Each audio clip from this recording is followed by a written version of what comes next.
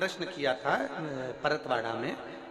वैसे तो हम 4 दिन नहीं मिलते, 4 दिन के बाद तो हम मिलते तो बात हो जाती है। तो कुछ महिलाओं ने प्रश्न किया। एक महिला प्रश्न करी, गुरुजी वो हम मंदिर में जाते हैं तो वहां पर एक पंडित जी बोले कि तुम मस्तक पर चंदन तिलक लगाया करो, त्रिपुंड लगाया करो, तुम शंकर जी की इतनी बड़ी भगत हो, शंकर के मंदिर रोज आती हो तो मस्तक पर त्रिपुंड लगा लिया करो। तो गुरुजी हमें त्रिपुंड लगाना चाहिए कि नहीं लगाना चाहिए? हमने उस बहन से इतना सा कहा कि आप शिव के मंदिर जा रही हो, आप जल चढ़ा रही हो, आप भगवान को रिझा रही हो, जरूरी नहीं कि आप त्रिपुंड लगाएं। अपनी मांग में सिंदूर भरती हो, मस्तक पर बिंदी लगाती हो, हाथ में चूड़ी पहनती हो, पांव में बिछुड़ी पहनती हो, बस इतना मेरे भोलेनाथ को मालूम है कि ये एक पतिव्रता धर्म का पालन करने वाली एक नारी है। हमें दिखावे से जरूरत नहीं है कि दिखावा करेंगे।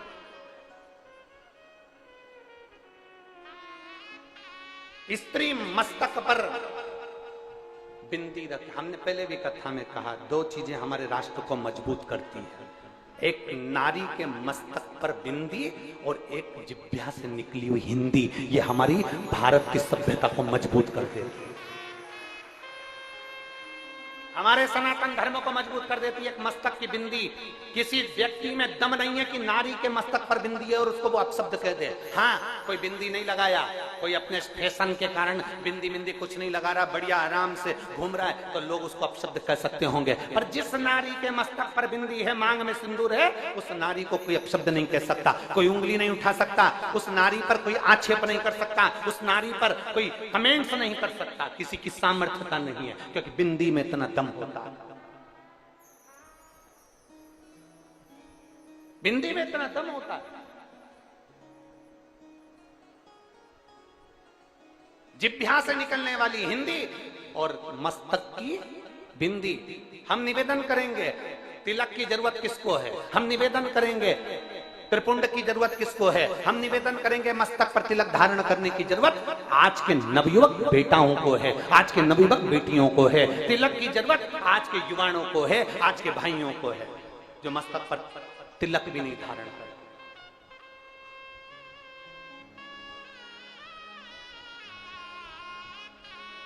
हम कहेंगे और कई लोगों को बहुत काली मिर्ची लगेगी, क्योंकि हम कुछ भी बोलते हैं ना तो काली मिर्ची ज्यादा लगती है लोगों को।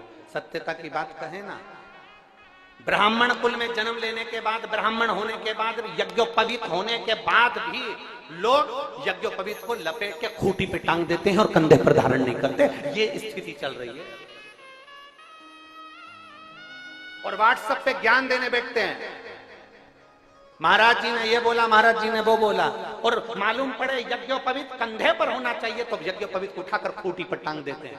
इसमें के भी लोग हैं संसार।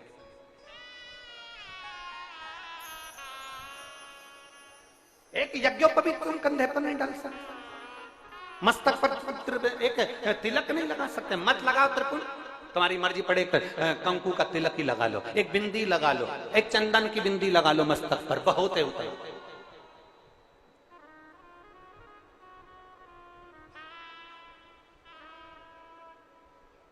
थोड़ा सा अपने संस्कारों की ओर ढलना। और हम फिर निवेदन करेंगे, मेरे बेटा बेटियों से निवेदन है, अगर तुम शंकर के मंदिर भी नहीं जा सकते, शिव की चौखट पर भी नहीं जा सकते, शंकर के द्वार नहीं जा सकते, तीर्थ करने नहीं जा सकते, तो निवेदन है तुम्हारे दरवाजे पर अगर गौ माता आए ना तो उसको एक रोटी जरूर देना, तो वो भी सारे तीर्थ के बराबर है और सारे 12 ज्योतिर्लिंग के बराबर। तुम्हारे दरवाजे पर एक गौ माता आए तो उसको रोटी देना, वो गौ माता भी एक तीर्थ के बराबर है। उसका आदर करना सीख लो, उसका सत्कार करना सीख लो।